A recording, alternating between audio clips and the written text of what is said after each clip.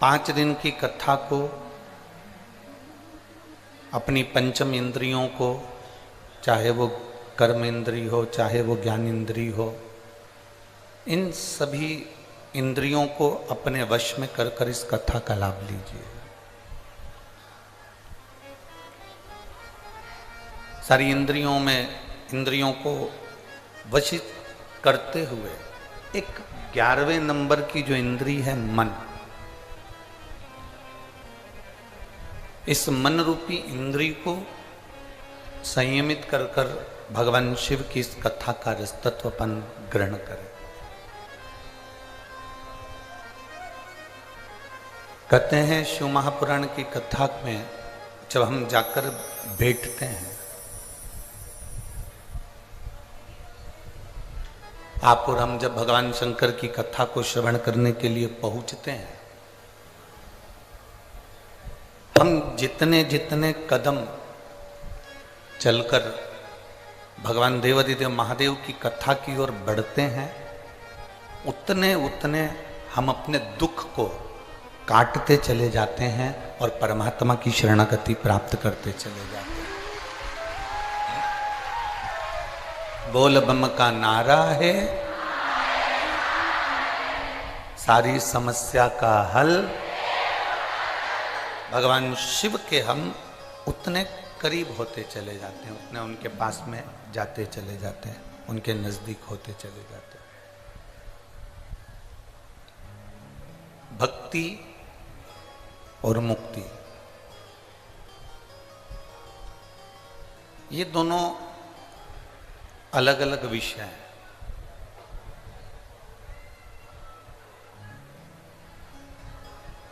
हम जितनी जितनी भक्ति को धारण करेंगे, हम जितना जितना भगवान शिव की अविरल भक्ति को अपने भीतर उतारेंगे, फिर हमको मुक्त होने के लिए कोई साधन नहीं करना पड़ेगा।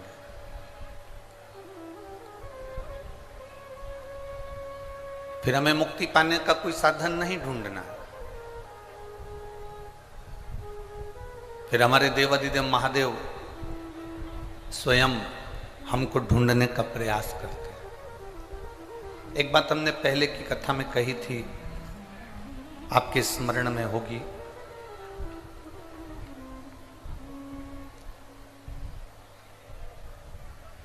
अपने बच्चे को जब हम स्कूल भेजते हैं,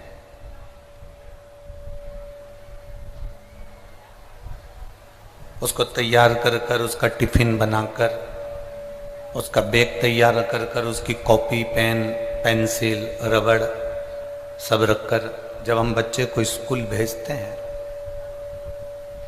तो हमारी ये बेटे को लाड़ प्यार कर कर, स्नेह कर कर, वस्त्र पहनाकर, उसको बैग टांग कर, उसके मोजे जूते उसके सब पहनाने के बाद जब उसको स्कूल भेजते हैं, तो हमारे भीतर एक ये भाव उत्पन्न होता है कि ये शीघ्र अतिशीघ्र आए, ये जल्दी से जल्दी वापिस आए। दुनिया की ऐसी कोई मां,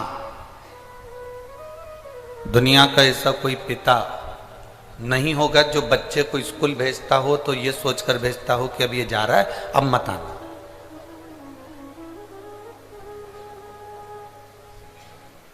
दुनिया की प्रत्येक मां, दुनिया का प्रत्येक पिता अपने बच्चे को जब स्कूल भेजता है तो ये कामना रखकर भेजता है कि ये अच्छी पढ़ाई करे, अच्छा विद्याध्ययन करे, अच्छे से पढ़े, अच्छा ज्ञान अर्जन करे, और ज्ञान अर्जन करने के बाद, पढ़ने के बाद वापिस हमारे घर को आए, फिर हमारे घर को वापिस।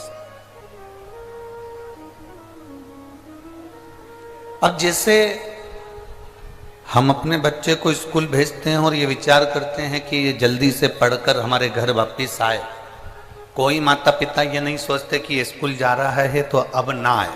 हर माता पिता का मन होता है कि ये स्कूल गया है तो वापिस शीघ्र अतिशीघ्र लौट कर आए, अच्छी पढ़ाई करे, अच्छा विद्याध्ययन करे, अच्छे से पढ़े और वापिस हमारे घर में आ जाए।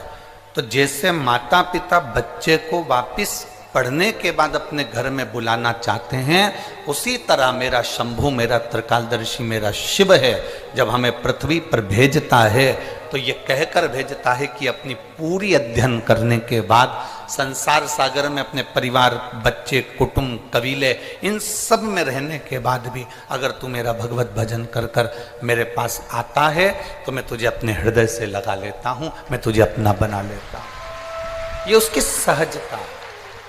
मिठास करो थोड़ा, ढीले डालो हल्का सा।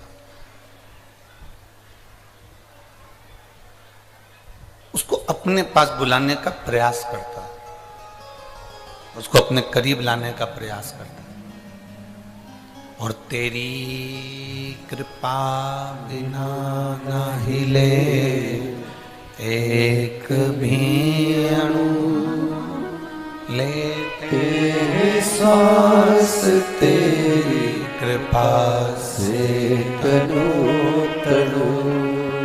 बखान क्या करूं मैं राखों के ढेर का, चपटी भभूत में खजाना कुबेर का। हे गंगाधार मोती द्वार ओमकार तू, भोले ओमकार तू। आयुष तिहारी शंभु कार तू। बखान क्या करूं मैं राखों के ढेर का, चपटी भभूत में खजाना कुबेर का। उसकी एक शरीर मात्र से, एक अंश मात्र से, उसके शिवलिंग मात्र से, भगवान शंकर के शिवलिंग से भी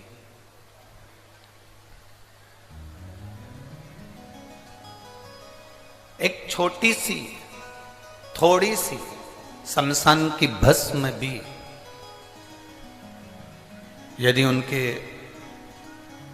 शिवलिंग को स्पर्श कर लेती है, थोड़ी सी भस्म, मात्र थोड़ी सी भस्म अगर उनके शिवलिंग को स्पर्श कर लेती है,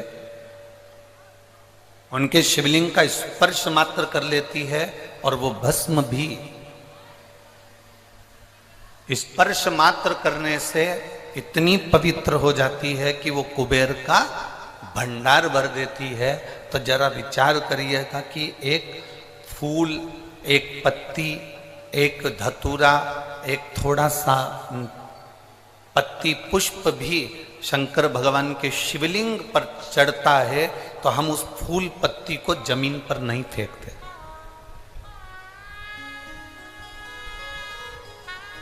फेंकते हैं क्या?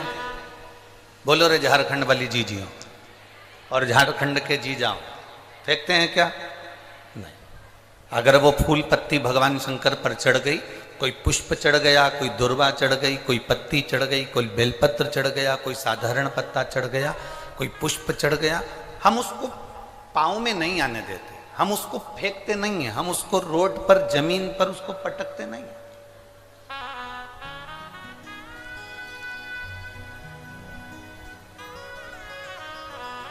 अब जरा विचार करिएगा, फूल पत्ती शिवजी के शिवलिंग का स्पर्श कर लेती है तो वो फूल पत्ती पाँव में नहीं आती, कचरे में नहीं फेंकी जाती, रोड पर नहीं फेंकी जाती, कहीं उसको पटका नहीं जाता, उसका विसर्जन किया जाता, उसको तुलसी में डाल दिया जाता, उसको किसी पौधे में डाल दिया जाता, उसको जल में डाल दिया जाता, उसको एकांत में कहीं विसर्जन कर दिया जाता।